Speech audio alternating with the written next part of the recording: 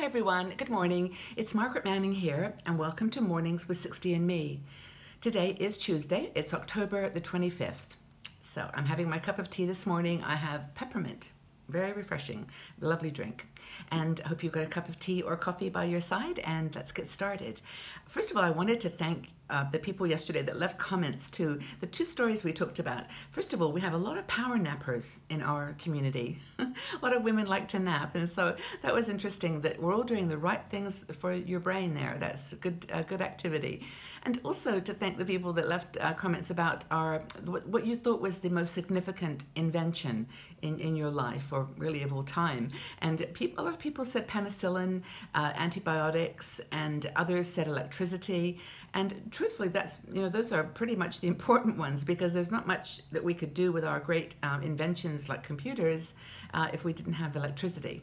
So it was a very interesting conversation. Thank you for everybody who jumped in and joined the dialogue. It was great.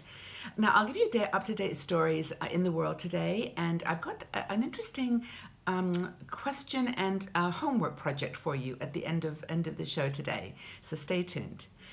In Venezuela, the socialist government there is under extreme pressure, and yesterday or day before there was the opposition party crashed the Venezuelan parliament to say that the opposition was creating a block for the current prime minister Maduro's to get work done, and there's been back and forth between the two parties for some time while the country just falls into a chaotic situation economically. So the Pope has now stepped in, and he is asking to be involved in the conversations to get this sorted out. It's really creating a lot of problems for the average person in Venezuela. And I know we do have some women there, and I'd love to know more about what your life is like. So let's just hope that escalation to the higher power gets things moving in a positive way.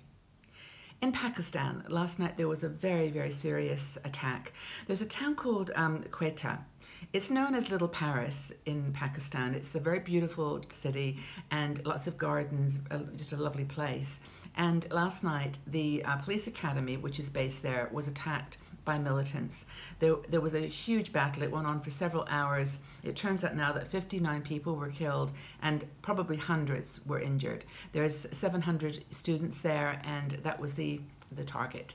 No one has claimed responsibility yet, but this border between Pakistan and Afghanistan is extremely volatile, and just want to put our attention there so that we can be aware that the world is not as predictable and calm as we might think. There's a lot going on out there that is affecting a lot of people. So that's in Pakistan.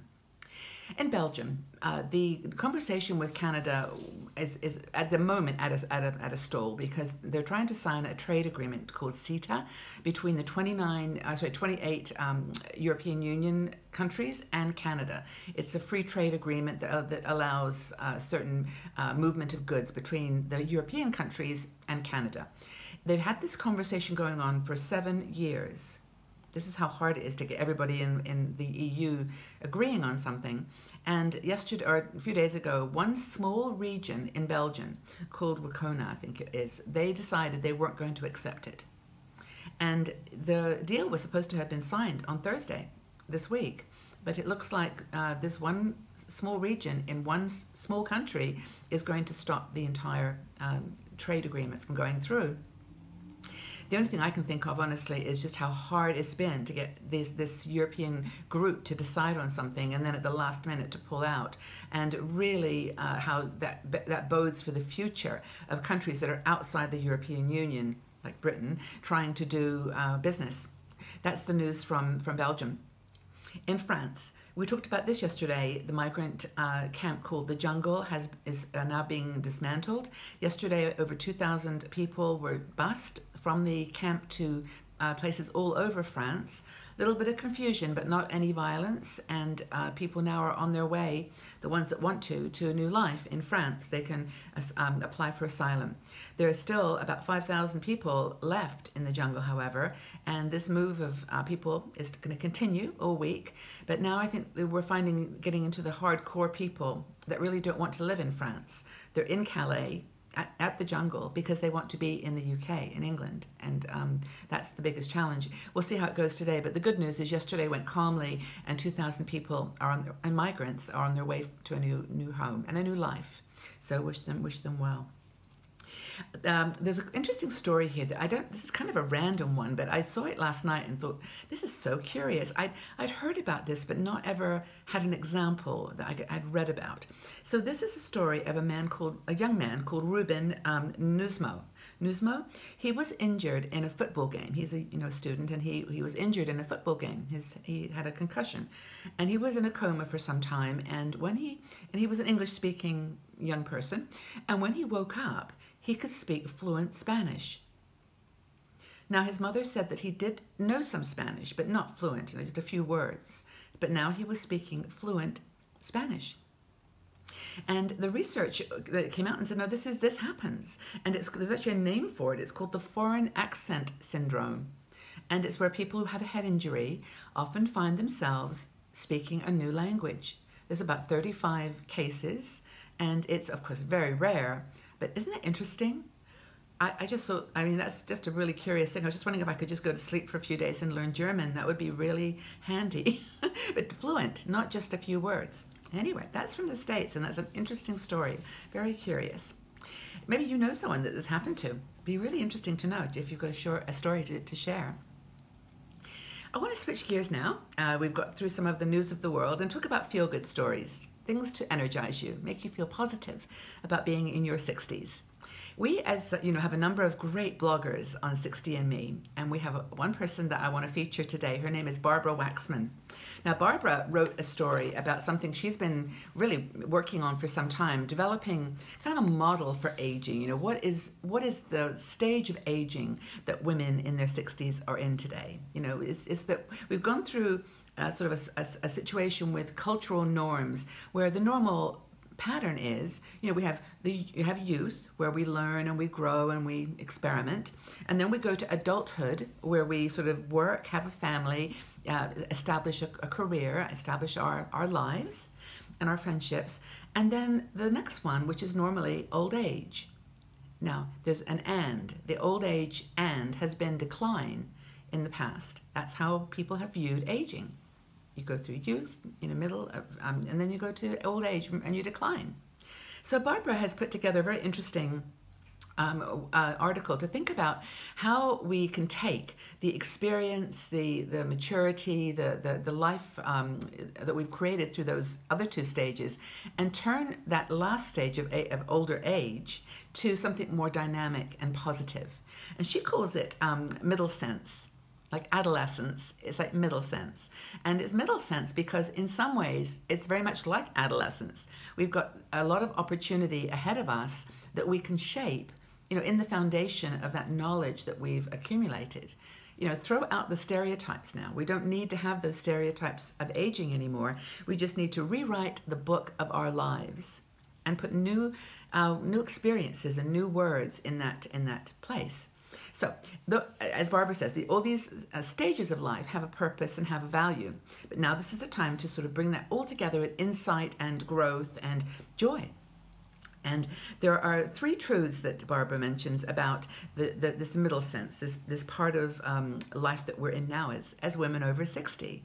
And that is, first of all, that we're happier.